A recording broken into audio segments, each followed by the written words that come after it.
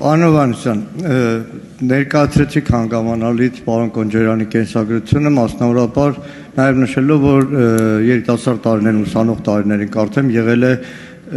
ազգային ժողովի երիտասարդական խորհրդարանի պատգամավոր։ Խնդրեի ուղղակի ճիշտ է քաղաքական գործին համապարփակ ներկայացնել, որպեսզի հասարակությունը նաև շատ ավելի լավ պատկերացնի։ Որքան ես տեղյակ եմ, այդ ուսանողական տարիներին Հայկ Կոնջարյանը 11-12 թվականի, եթե չեմ սխալվում, եղել է այդ ժամանակվա հանրապետական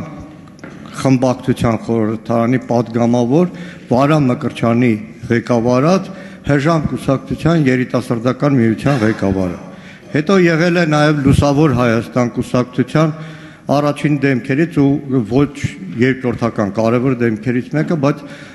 ձեր ներկայացած կենսագրականում դա չկար, ուղղակի վրիպակ էր, թե